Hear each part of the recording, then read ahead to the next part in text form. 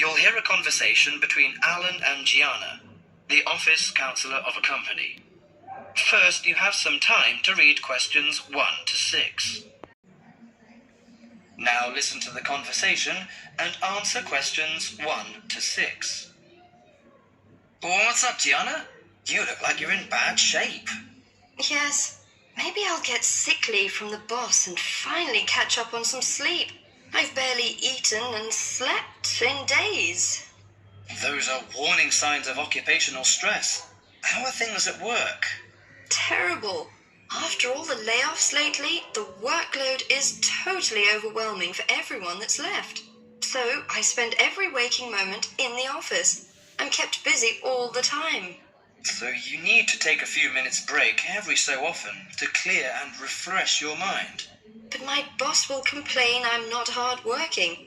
She's so capricious that you can't predict her reaction sometimes.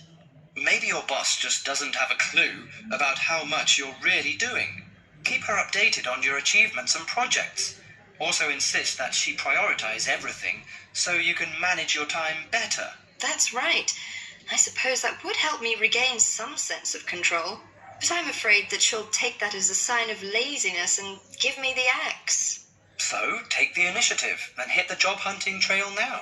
You'll be surprised at how many opportunities are out there. That's encouraging. Anyway, you should cheer up and get rid of the situation. You know, according to a survey, about 40% of all people find their work very stressful, and 25% develop mental or physical diseases.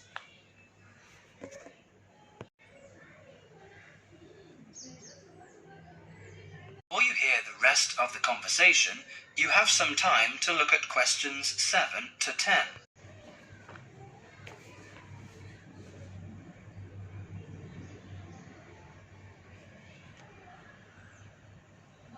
To the conversation and answer questions 7 to 10.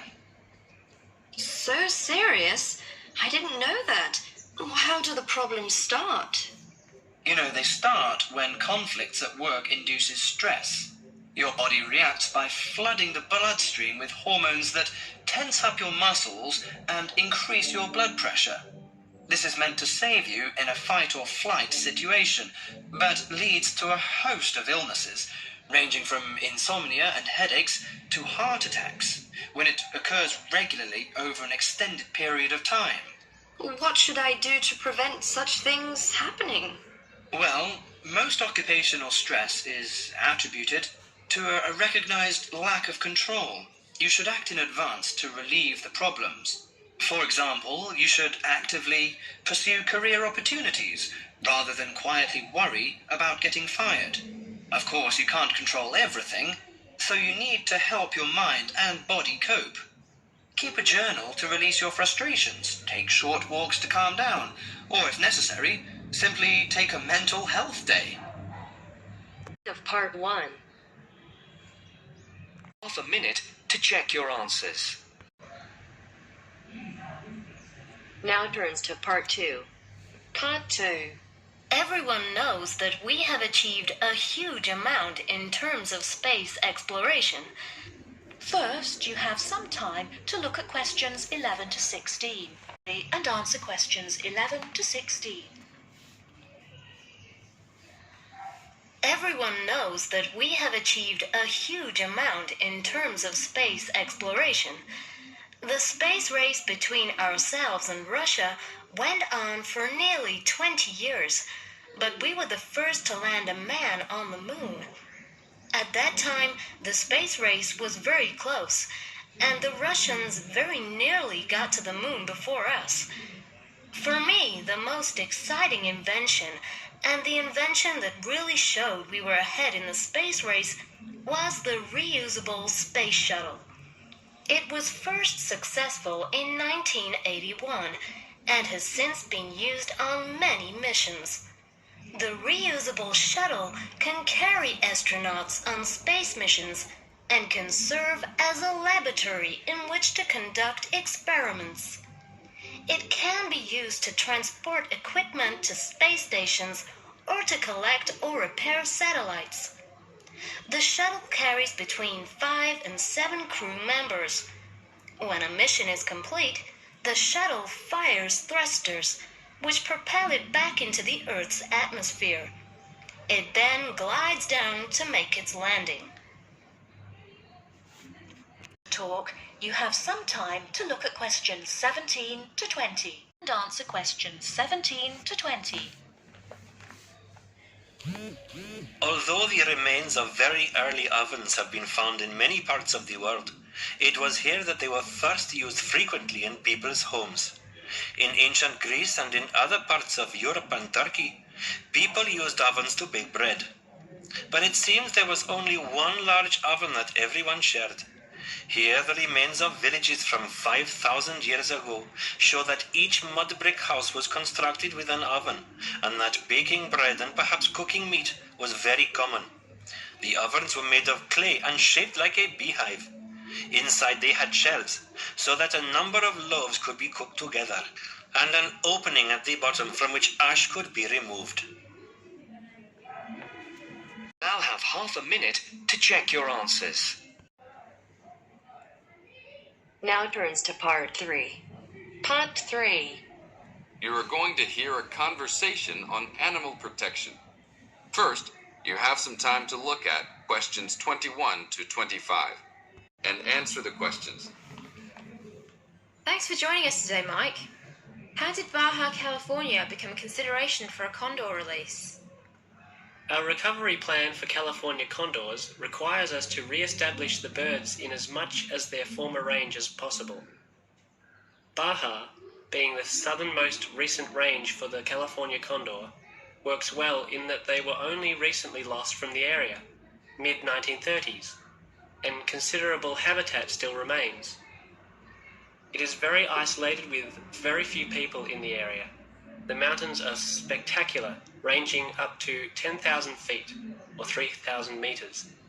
Our selected release site is at nearly 8,000 feet, 2,400 meters. Mike, how many birds do you envision flying free in this area, Baja, in the future? We will be releasing 4 to 8 birds on a yearly basis, and will reconsider the situation when we have 20 birds in the area. What age do the birds have to be before moving them? That's a good question. Typically, we move them at 8 months to 18 months old.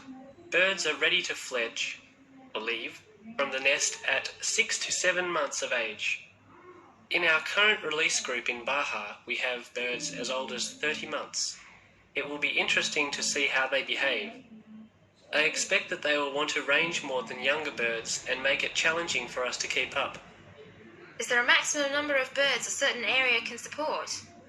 Yes, it's called the carrying capacity for any area, for any species.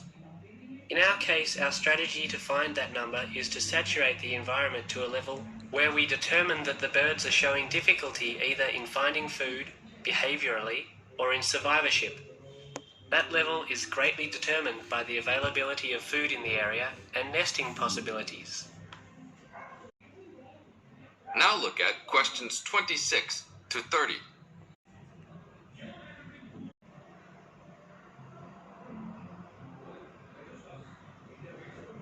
As the talk continues, answer questions 26 to 30. What do you hope to accomplish with this release in the long run? I expect that well within 10 years the condors will be flying north and joining birds already released in Southern California. Hopefully we will reach at least 150 birds in each of these populations within about 15 years. What would you say is the biggest contribution to the California Condor program's success? That would have to be the fact that we were able to breed the birds in captivity from the 27 birds we started with in 1987 to the 205 birds we have today. This is thanks to cooperation between the San Diego Wild Animal Park, the Los Angeles Zoo, and the World Center for Birds of Prey in Boise, Idaho. Are there any problems keeping track of and protecting your released animals outside of the US? Nope. We are using radio transmitters and will be using the new satellite and GPS transmitters as well. Which system is better? Using satellites. The advantages over radio telemetry are numerous. It makes it possible to keep up with the bird's flight without being led miles in a matter of minutes. It took the young condor only a week to migrate across the state, and with just radio telemetry, poor weather can keep a plane grounded, and not all roads are accessible to track them on ground. New technology will allow one to be able to track birds that are not accessible by plane. Also, it is a new way to gauge the effectiveness of reintroduction. How so? If a condor transmitter works properly, researchers will get a location every 10 days for about 2 years. Do you see an end in sight for the need to breed condors in captivity? Yes, that would be great. But it will take a while for us to establish the true wild populations and make sure that they are sustainable. Part of our recovery is to maintain a captive flock of 150 birds in various zoos around the country as a safety net for the future. Part 3. You now have half a minute to check your answers. Now turns to Part 4. Part 4. You are going to hear a talk on 2 famous American presidents. As you listen, fill the missing information in the notes below. First, you have some time to look at questions 31 to 40.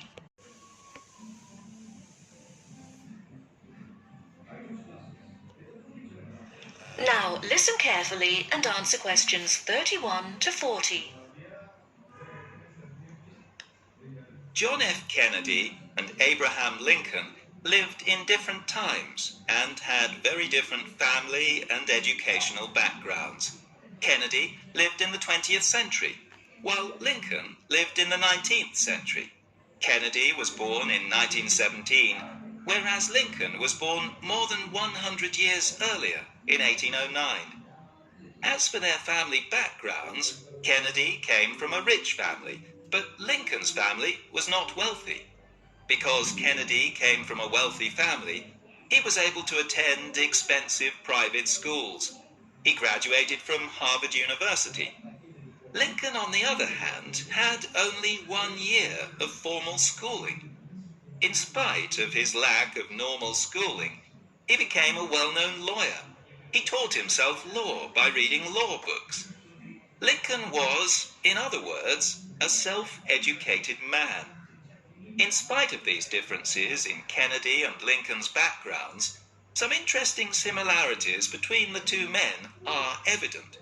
In fact, many books have been written about the strange coincidences in the lives of these two men. For example, take their political careers.